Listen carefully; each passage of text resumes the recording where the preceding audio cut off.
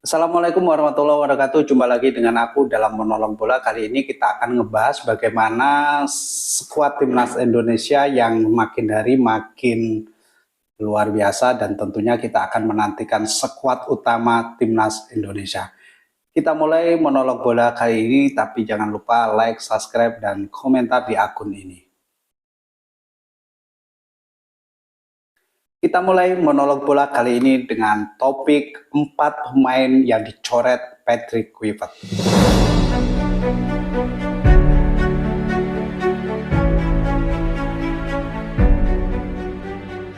Halo guys, seperti biasa aku akan ngebahas bagaimana sih skuad timnas Indonesia, seperti yang sudah aku bahas sebelum-sebelumnya, bahwa timnas Indonesia akan menjalani laga yang cukup krusial, yaitu yang pertama kita akan menghadapi timnas Australia di Sydney Stadium tanggal 20 Maret 2025. Dan tentunya kalau kita melihat 30 nama pemain yang dipanggil oleh Patrick Kluivert itu wow, sangat luar biasa, karena kita mempunyai skuad dan yang berlevel ataupun dia bermain di Eropa, dan tentunya itu menjadi keuntungan bagi kita semua di timnas Indonesia. Dan tentunya kita akan melihat bagaimana kiprah Patrick Kluivert membawa timnas Indonesia maksimal harus lolos di Piala Dunia 2026. Nah, kali ini aku akan ngebahas 4 pemain yang bakal dicoret oleh Patrick Kluivert, karena ini udah mendekati banget pertandingan melawan timnas Australia di tanggal 20 Maret 2025. Nah, kalau melihat 30 pemain yang kemarin itu dipanggil oleh Patrick Kluivert, artinya secara regulasi Patrick Kluivert hanya mendaftarkan 23 pemain. Nah, dari 30 pemain tentunya yang tereliminasi adalah 7 pemain.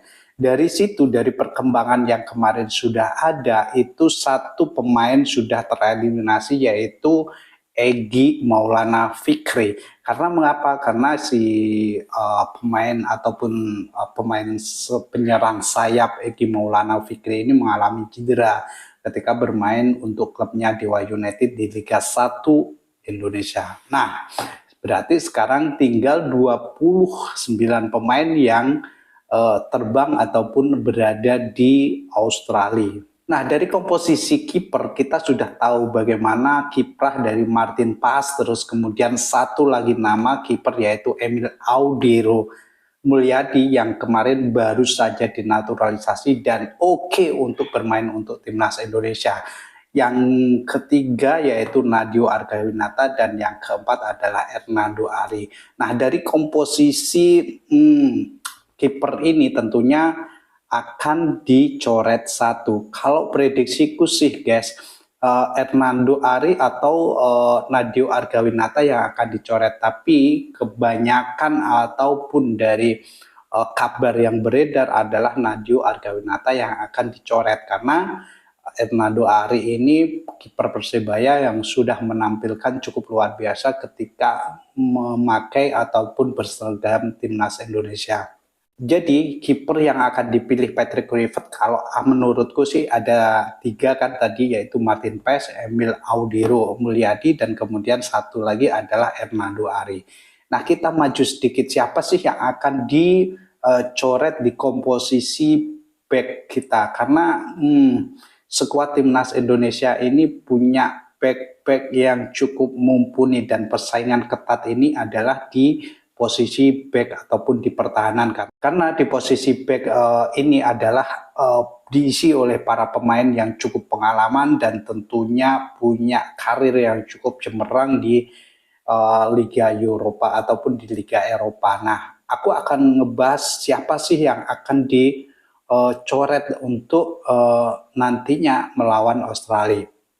Nah, tentunya aku akan membahas bagaimana di lini back ini siapa yang akan dicoret. Aku sih memprediksi 1 nama yang akan dicoret oleh Patrick Kluivert, yaitu adalah Muhammad Ferrari. Kita tahu bahwa kemarin itu sempat ya ketika membela Persija dia gol bunuh diri kan, kita tahu. Nah, di sini komposisi back kita yang ada itu cukup luar biasa. Yang pertama yaitu Miracle, Kevin Dick, J.I. Jess, dan Jody Ahmad yang kemarin dipanggil juga.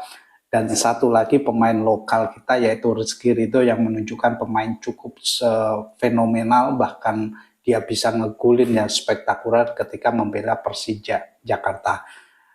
Kemudian ada Justin Hubner, kemudian Muhammad Ferrari, Kevin Verdom, Dan James yang baru saja kemarin dinaturalisasi, dan oke juga untuk bermain untuk timnas Indonesia, Nathan Choon, Sandy Walsh, Eliano Reynes, dan Pratama Arhan. Satu lagi nama yang cukup luar biasa yaitu Sen Patinama. Nah, di komposisi back ini kemungkinan yang akan dicoret menurutku guys adalah Muhammad Ferrari. Nah, kita maju sedikit yaitu di gelandang bertahan ataupun di gelandang serang. Nah, di sini ada beberapa nama. Sebenarnya stok untuk gelandang ini aku rasa sih sedikit sekali ya, karena di situ ada Tom Haye, terus kemudian Joe Palupesi yang baru saja dinaturalisasi dan siap bermain untuk timnas Indonesia ketika melawan Australia. Yang ketiga yaitu Ivar Jenner yang oke lah, terus kemudian Ricky Kambuaya, dan yang ketiga siapa lagi kalau bukan pemain muda kita yaitu Marcelino Ferdinand. Dan ini kalau aku melihat ataupun memprediksi di lini gelandang ataupun di permainan tengah ini, aku rasa sih kayaknya nggak ada yang bakal dicoret oleh Patrick Kluivert karena stoknya juga sangat sedikit. Nah guys, sekarang kita maju sedikit yaitu di penyerang. Di sini cukup gemuk juga sih ketika kita melihat skuad yang dipanggil oleh Patrick Kluivert di lini depan. Nah, di lini depan ini aku rasa sih ada Ragnar Oratmangun, kemudian Rafael Sturridge, Ole Romeni, terus kemudian Septian Bagaskara yang baru saja dipanggil oleh Patrick Kluivert. Kemudian ada juga pemain yang menjadi langganan di era Sintayong yaitu Ramadan Sananta dan Hoki Caraka. Nah, aku kalau melihat dari komposisi penyerang ini ada dua pemain yang bakal dicoret oleh Patrick Kluivert. Yang pertama yaitu Ramadan Sananta, yang kedua yaitu Hoki Caraka. Nah, oke kan? Jadi di lini depan ini kemungkinan akan diisi oleh Rafael Sturridge, oleh Romeni yang kemarin baru saja ataupun di masa sekarang ini sudah bisa untuk menjalani debut bersama timnas Indonesia, karena ya pemain Sports United itu sudah menunjukkan bagaimana dia bermain cukup cemerlang bersama Utrecht, dan kemudian dia transfer ke Oxford United, meskipun secara menit bermain di Oxford United kurang dibandingkan dengan Utrecht ketika dia membela di Utrecht, tapi aku rasa sih Ole mempunyai pengalaman yang cukup luar biasa ketika bermain di Utrecht. Itu yang menjadi pertimbangan ketika Patrick Kluivert akan mencoret siapa pemain yang bakal dicoret di lini depan. Nah, aku memprediksi sih di sini ada Ramadan Sananta dan Hoki Caraka. Nah, itu 4 pemain yang bakal dicoret oleh Patrick Kluivert karena dari 30 pemain ini kan sudah ada 3 yang tereliminasi, khususnya ketika timnas Indonesia melawan Australia. Yang pertama yaitu Egy Maulana Fikri yang cedera, terus kemudian Justin Hubner yang terkena akumulasi ataupun hukuman 1 kali bermain, dan satu lagi yaitu Ragnar Oratmangun yang juga mempunyai akumulasi kartu sehingga dia tidak bisa bermain untuk timnas Indonesia ketika melawan Australia. Nah, dari situ kan sudah ada 3 pemain dari 30 pemain yang dipanggil oleh Patrick Kluivert. Nah, 4 pemain lagi yang bakal dicoret Patrick Kluivert, yang pertama yaitu Nadeo Argawinata, terus kemudian Muhammad Ferrari, dan ketiga yaitu Ramadan Sananta, dan tentunya adalah yang keempat adalah Hoki Caraka.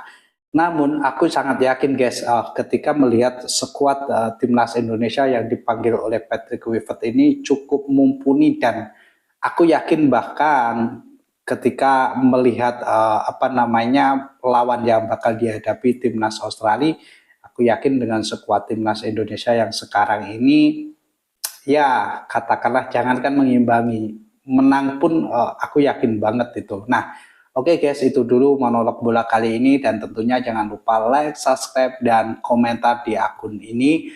Dan kita akan membuat topik-topik yang lain, ataupun kita akan membahas topik-topik yang lain seputar timnas Indonesia yang makin hari makin cemerlang. Dan tentunya kita sebagai supporter timnas Indonesia, kita tetap mendukung supaya timnas Indonesia lolos di Piala Dunia 2026. Oke guys, demikian dulu monolog bola kali ini, dan sampai jumpa, bye-bye.